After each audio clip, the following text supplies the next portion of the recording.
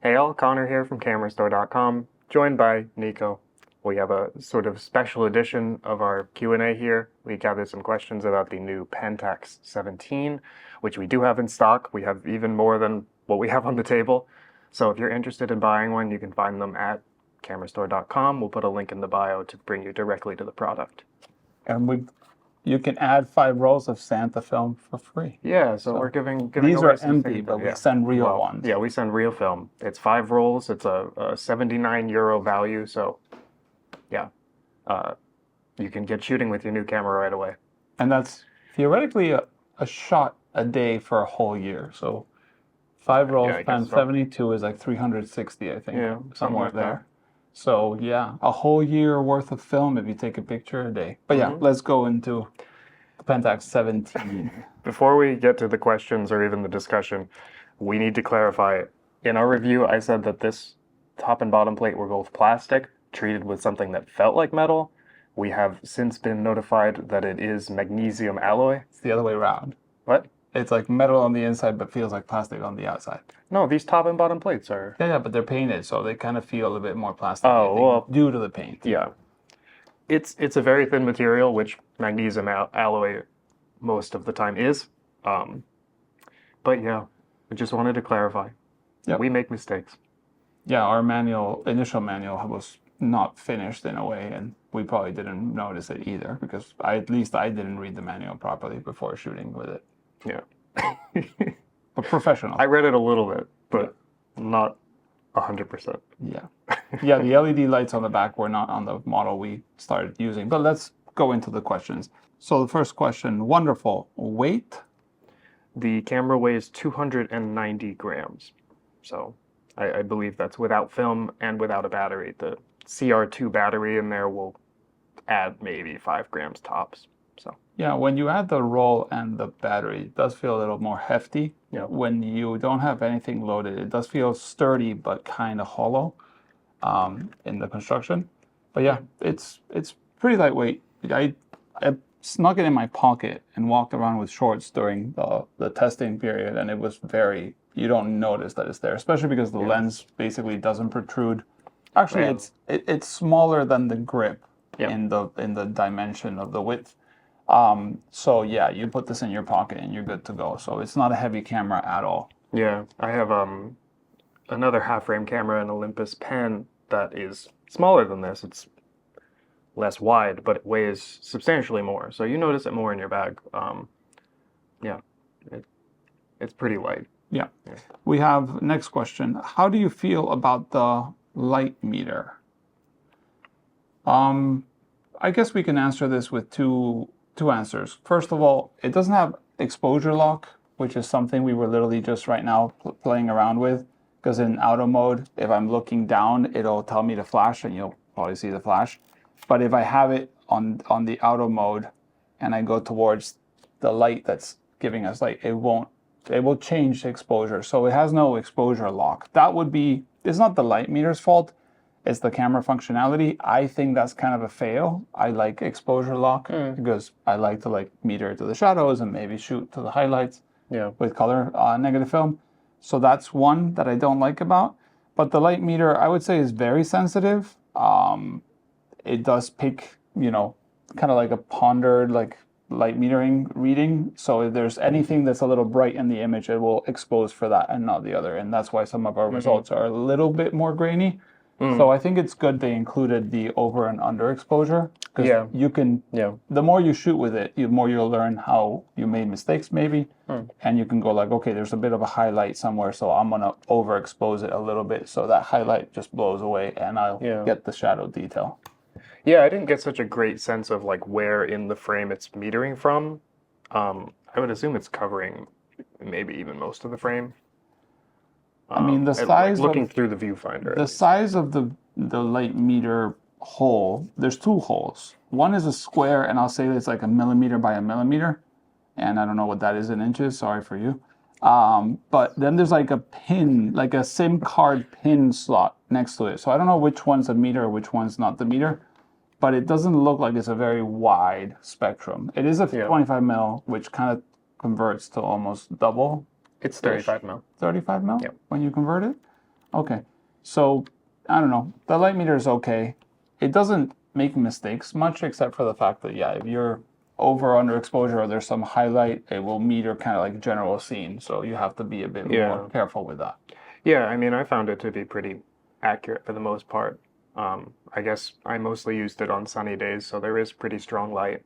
Um, I think maybe one thing that might cause overexposure as well, especially on bright days, is that the max shutter speed is only 1/350th. So that's relatively slow. 1/500th is pretty normal for a lot of cameras of this size, I guess. A lot of point and shoots, but there are plenty of point and shoots that only go to 250 or only go to 300, so it's in that ballpark.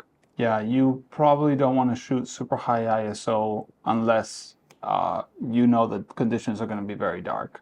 Yeah. So I shot Portra 400 on it. Didn't really notice any big issues. It does have a little indicator of the exposure is out of its range. Yeah. So it has the LEDs on the back, which again in our manual didn't come in handy, but we did get the PDF version, and it did mention what it did, and basically it starts blinking at you, kind of like, hey, careful. There's like you're underexposing from what it can do, or overexposing. So I guess there you would have to add NDs or anything, and that's why it's kind of cool. It has the 40.5 millimeter.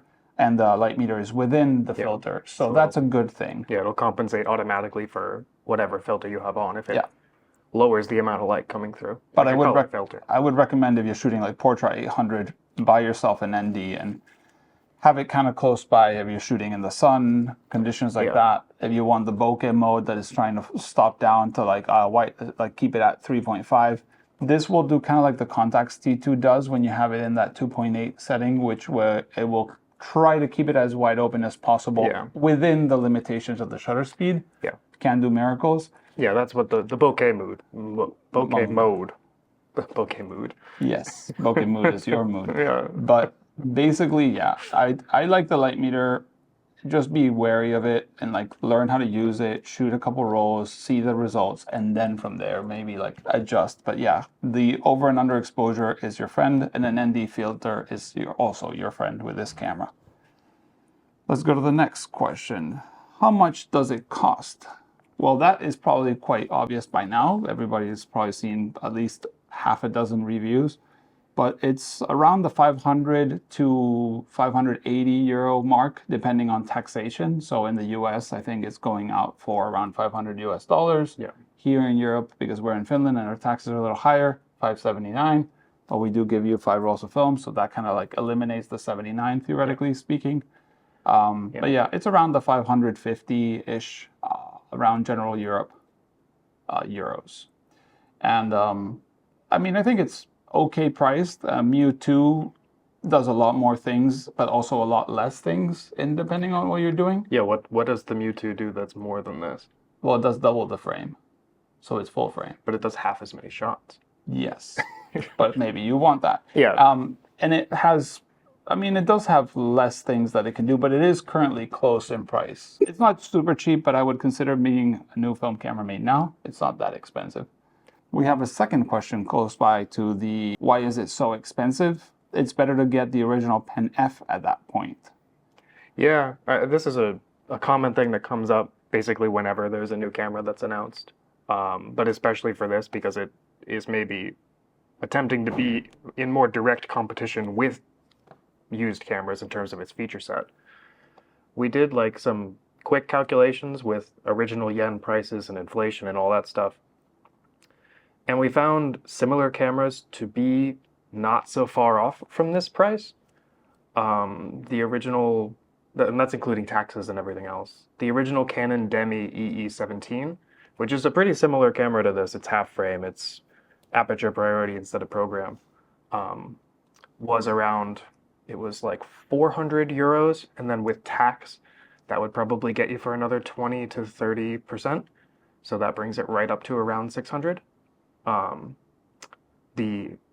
few of the Canon Prima models, the Z115 is around that same mark. It's about 450 before taxes. Yeah.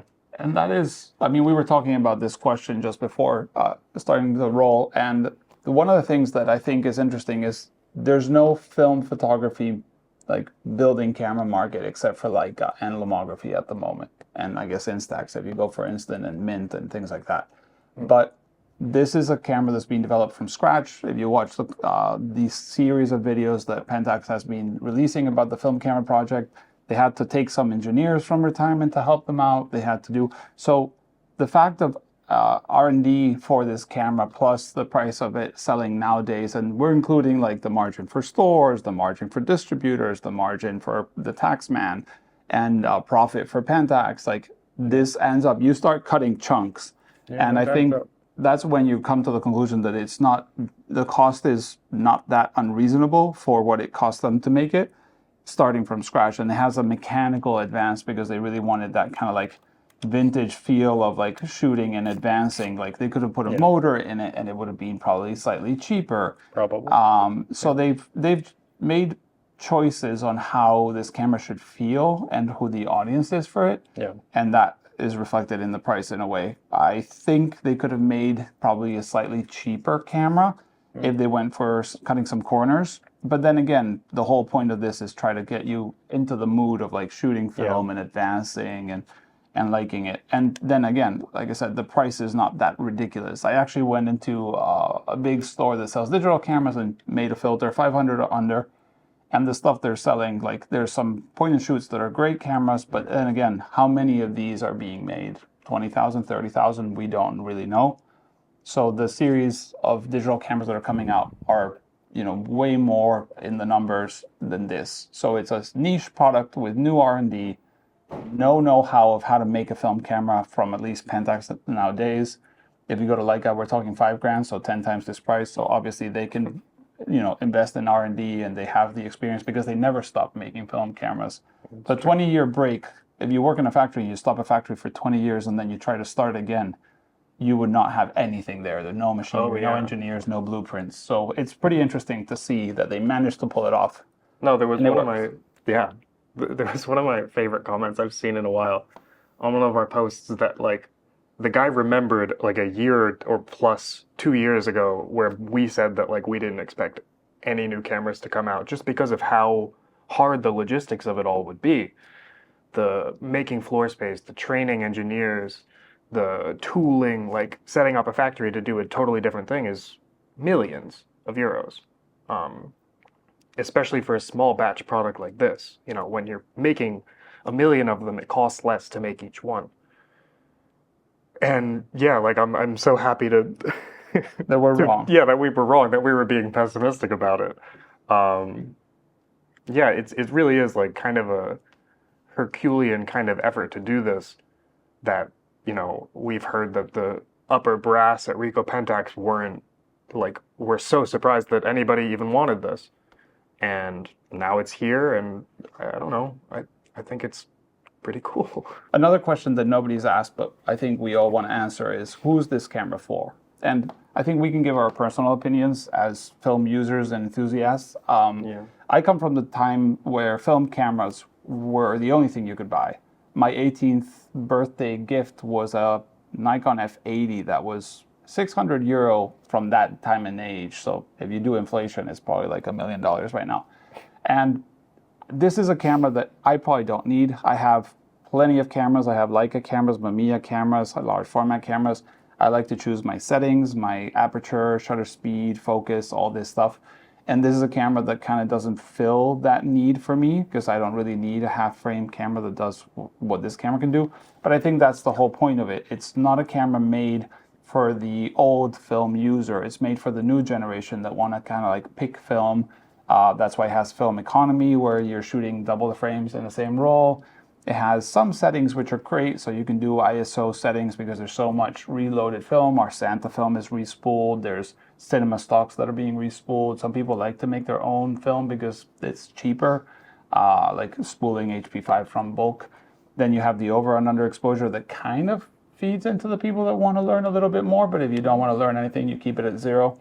And then it has the modes, which are very simple, but once you get the hang of them, they're kind of useful. Like bulb is something most initial users will never touch.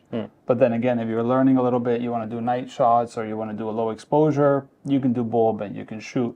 But I do think this is not for me, but it is like what is for me is the fact that Pentax comes with a new camera, is betting on film, is doing something nobody else in the big names is trying to do, and I will support it for that reason alone. But then again, I think the user base is probably a younger generation that wants to shoot film and wants something that works, because that's a big thing. Everybody in the comments is always like, that's the price of this camera or that camera. Nowadays in the secondhand market, it's way more professional.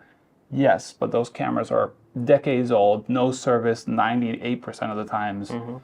And will yield very salty results, and you won't like shooting film. This is meant to be something that you shoot, you get good results, you enjoy it, and you continue with film. And maybe Pentax will develop something more for the old farts like me down the road, or even the people that pick this up, learn, and then want to shoot, better stuff or more personal stuff, like focusing manually, exposing manually, and so on.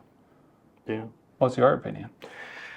Well, I mostly agree with you. When I was writing the review, I was thinking about that exact question, who is this for? And then after the cameras come out, I've seen so many comments of people listing features that they think were necessary for this camera to be good. And a lot of the times the features are like at odds with each other, where some people are like, it needed to have been autofocus for it to be good. And some people are like, it needed to have been fully manual for it to be good.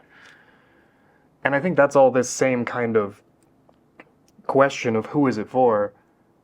And these people are like having trouble coming to terms with the fact that it's not for them.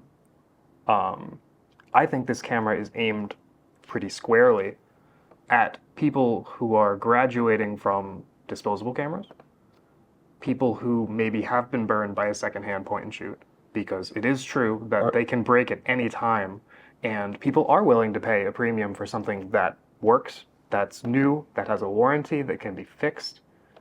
These are things that people are willing to pay for, even if you maybe personally aren't. I think one thing that you didn't mention is the Kodak H35 when you were talking about cameras that are made new. The H35 is half frame. It's cheap. One shutter speed. One shutter, yeah. So it's one shutter speed. It's a plastic lens. The new one has one glass element, and then surrounded by plastic, which is weird. And a flash. So that's an extremely less capable version of this. It's also like $79. It's €79, yeah. Do I think that this is 5 times the camera? I mean, that's a hard thing to quantify, but I can very easily see somebody grab the H35, really like the experience and the results, but want a little bit more. And this is that little bit more. It offers the bokeh mode to control the aperture. It has programmed exposure so you can take pictures in more than one setting. The ISO control. Smart flash. A smart flash, and the flash seems pretty good. All the pictures I took with flash were like properly exposed and well lit and everything. Like, I can very easily see this being an excellent camera for someone like that. And you're saving money in the long run by doing half frame instead of full frame. You're getting twice as many pictures out of each roll. It's a big upfront cost, but then, if you shoot this for 10 years, you'd probably have saved money than having to buy a new point and shoot every few years and shooting full frame. Yeah.